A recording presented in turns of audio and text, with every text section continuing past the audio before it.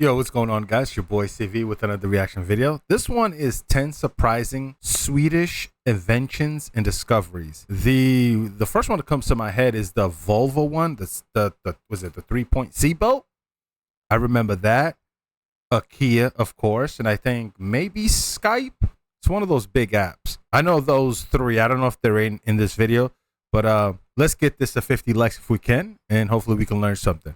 I know we will. And Sweden is just beautiful. We're learning about it. There's a couple of videos that I want to do in VR and just kind of visit Sweden. Just kind of go around and just visit like some castles, stuff like that. So if there's a landmark you think I should visit in VR, because when I'm in VR, it just looks like I'm right there.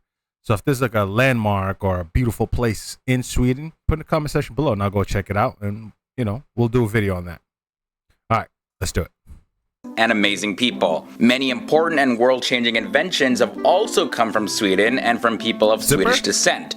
So in this episode, I'm exploring 10 amazing inventions and discoveries that you probably didn't know came out of Sweden. Hey everyone, my name is Leroy Kenton and thanks for joining me here on another episode of FTD Facts. This is a channel where we love to explore the different people, countries, and cultures from all around the world. And yeah, we're jumping into Sweden again. So first off, if you love Sweden, give this video a thumbs up, as well as if this is your first time here to FTD Facts, you know, press that subscribe button as well as that bell notification so you'll be notified of future videos like this.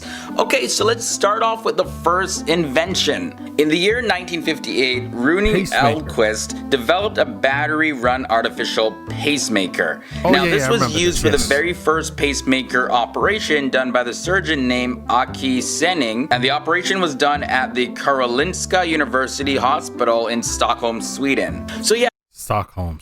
I don't know how I forgot this one. This is a pretty big deal. So this saves lives. So yeah, I don't know how I forgot that one. Pacemakers, I had no idea were invented by Swedes. So if you're not familiar how pacemakers work, they go under the heart of the person that you operated on, and it sends electric pulses to the heart so the muscles can expand and contract so it can regulate your heartbeat. When the sinoatrial node fails to function correctly, an artificial pacemaker can be fitted to help regulate the heartbeat with small, evenly timed electric shocks. This involves implanting electrodes into one or more of the heart's chambers and implanting a device called the generator just under the skin. For more severe heart conditions, an implantable defibrillator, or ICD, can be used, which is also capable of sensing a stopped heart and delivering an electric shock powerful enough to restart it. Also, this thing, the Celsius thermometer, came out of Sweden. It was developed by the Swedish mathematician and astronomer by the name of Anders Celsius. Clearly, you see where the name came from. It's funny, like everything is basically named after the person that discovered it. So, but yeah, I didn't know. I thought it was more like Canada or something. I don't know why I was thinking Canada. Anders Celsius made massive contributions in the field of astronomy, and this new thermometer that he invented that measured 100 degrees between But we do Fahrenheit. But you know us Americans, man, when it comes to numbers and Celsius, you know we want to be different, right? We don't want to use anything that everybody else in the world uses because, you know, we're just different, you know. Freezing and boiling. This was really his claim to fame, and the majority of countries in the world use Celsius thermometers, so it's a very common measurement system now. Without that, we'd probably be stuck with just trying to calculate temperature in Fahrenheit, and I don't know, like I'm not the greatest at math, but just trying to figure out how to calculate in Fahrenheit, like it hurts my brain. So that's what we do. Thank you, Brother Celsius. He said Brother Celsius, but like to me, Celsius is a little bit hard to understand because I just never really bothered to understand the numbers. So I think it's the same way. Like he said, I don't understand Fahrenheit, but to me it's easy. It's simple to explain, but I'm sure it is the same way for me when it comes to Celsius as well. But yeah, I feel like the whole world uses Celsius, but you know us, we want to be different. Next up, we have the 3-point seatbelt. This seatbelt formation is pretty much standard in all vehicles now, and it was developed by Niels Bohlin, who is a Swedish inventor as well as a safety engineer. And this is back in 1959 when he created this for the automobile company Volvo. And the reason why these seatbelts are shaped like a Y is because if you get into an accident, it really disperses the energy across your body, so it's not just like maybe get ripped in half or something, but this kind of really holds you in place so that you're not ripped in half when you crash. I know it's a pretty graphic example, but let's just say that these seat belts save a lot of lives. Statistically, 1 life every 6 minutes to be exact. If you look at That's crazy, man. See, this is a type of invention that it's shared with the world. And I heard somebody talk on a podcast the other day where they were saying if you invent something, you want to make it where it's like open source, so that way the government or somebody can't come after you, kill you, take it from you. Now it doesn't exist because, especially if you have an invention that solves issues in the world, they don't want that. But if you make it open source and anybody can play around with that invention, then they can't take it away, right? It's not named after you. Now you may not get the claim of fame or anything, but now you allow that invention to exist, which could save the world. So I love what Volvo did because they did share that with the world, and it saves lives. Like you said, every 6 minutes, that's crazy. And the pacemaker is just the same. It saves lives. A lot of lives. Statistically, 1 life every 6 minutes to be exact. Crazy. If you look at a 3-point safety belt 50 years ago compared to a 3-point safety belt today, it's a huge difference. The basic principles are still there. You can put it on using one hand. It has a good geometry. It's holding the upper body, the lower body.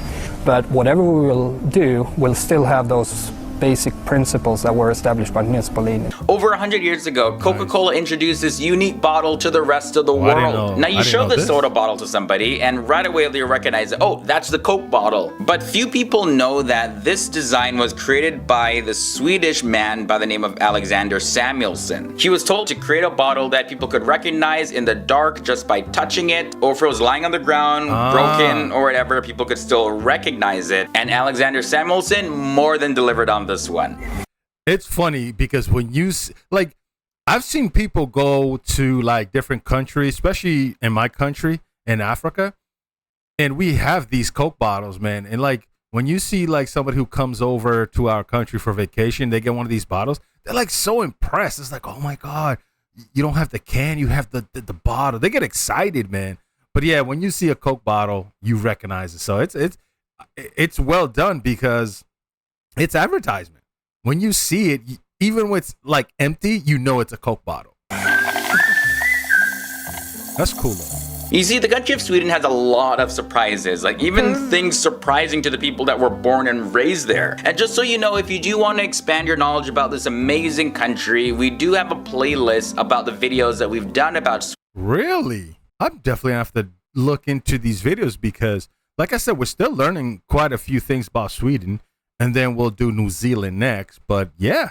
Sweden, we go into the culture, we go into the history, we talk about the military, etc., etc., etc. I'll link to it in the card section of this episode, as well as below in the video description. I'll also have it at the end screen of this video. And we recently did a video about the differences between Sweden and Norway. That's an interesting, fun one, and I highly recommend that one. I'll link to that as well. Now, the invention of the ultrasound also has its roots in Sweden. The Swedish doctor by the name of Inge Elder, he worked alongside the Austrian researcher Karl Helmut Hertz, and they developed the first ultrasound. This became the primary non-invasive way to examine our hearts as well as our internal organs. And of course, when mothers want to determine whether or not they're pregnant or really just check the gender of their baby, they use ultrasound. So this is another invention that completely changed history. And like, what would we do without this next invention? Like, wearing pants just wouldn't be the same. The modern-day zipper was created by a Swedish-American inventor, Gideon Sundbach. He had improved upon an earlier, not-so-effective version that was created back in the year 1913. And this new version that he designed, he called it the separable fastener, and then he patented it in the year 1917. And now we use them when wearing pants or trousers if you're from the UK,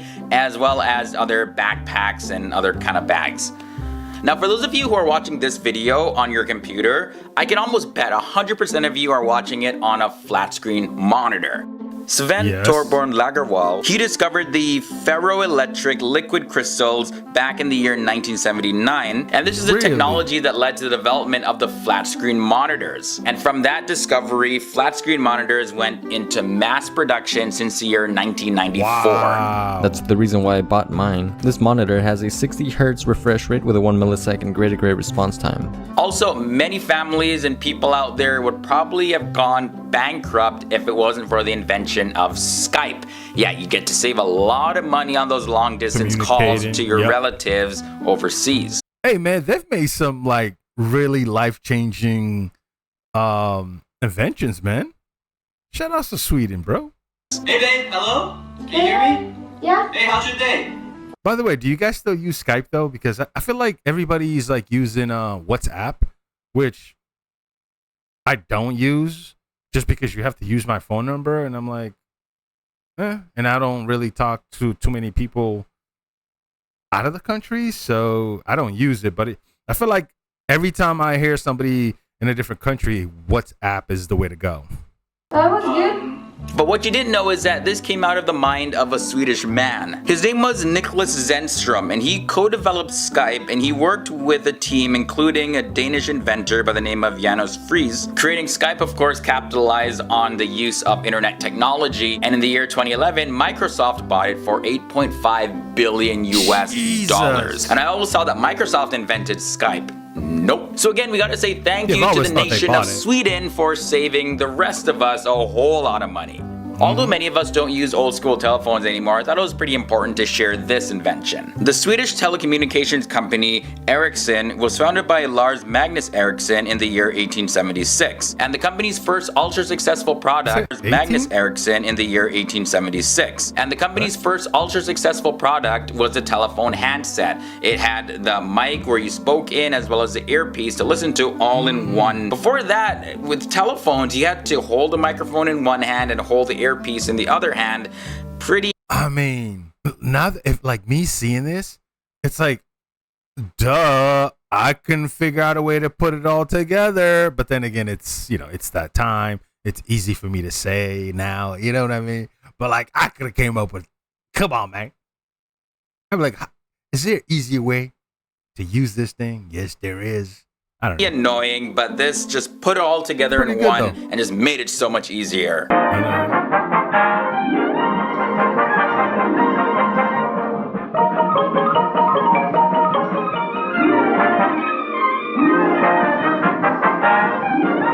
Every achievement has been further proof that the frontiers of progress have no limit. And finally, the last invention and discovery that I want to share that came out of Sweden was the safety matches.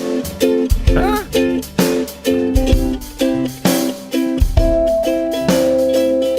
I thought this was a French thing. I thought French might have Matches, of course, have been around for a long time, right? What? But they were very dangerous, so you really had to know what you're doing, or else you'd get burned and burn up everything and everyone else around you. However, thanks to Gustav Erk, we don't have to worry so much about that anymore. He had decided to move the flammable phosphorus, which was embedded in the match head, to the side of the matchbox, as well as replace the poisonous yellow phosphorus with a red version of the phosphorus that was non-toxic. And because of this, matches became a lot safer. And this was huge for the Swedish economy because several times in history, 75% of all matches sold in the world were coming from Sweden. Okay, so those were 10 amazing discoveries and inventions that came out of the nation of Sweden. How many of these did you know had ties to Sweden? Like really, for me, this was completely surprising. I hadn't known any of them. Let me know. Well, the pacemaker, I forgot, but I knew that. Skype, I knew. The seatbelt, I knew. But the phones, ultrasound, I did not know that one. Down in the comment section below. And this is nowhere close to the amount of amazing stuff that came out of Sweden. So if you want to see more videos like this, also leave that below in the comment section. Well, it's that time again now where I say goodbye, but it's not goodbye, it's see you later. I can't wait to share more interesting facts with you in another episode. My name is Leroy Kenton, and I'll see you real soon. I like Leroy because I don't say goodbye. I always tell people don't say goodbye, just Hey, I'll talk to you later. Hey, I'll see you later. Man, I don't like saying goodbye, man. It's weird. Okay, Leroy, I'm gonna check out your page, brother. Here. Damn, she's cute. Hold on a second. Sorry. I went to go look for some matches because I wanted to do the 3 matches and then the one just to strike it. But I couldn't find it, so my girlfriend must have moved it around. But yeah, man, like I said, I knew a couple of those inventions. A lot of these are life-saving inventions, which is cool, man. But I'm pretty sure there's more little things, like interesting things. I want to see those, like maybe a weird-looking building, a structure, something like that, you know? And if there is, put in the comment section below. Like I told you guys at the beginning of the video, I will put on the VR headset and just go and look for this area, just kind of like walk around. So let me know what's a good place to go. You know, think as if like I'm going there for a vacation. What's a nice place that you think I should visit? Because I definitely want to check them out in VR. If there's like stadiums that you think I should check out, let me know. Anyways, keep your head up. Love you guys always. Till next time. Peace.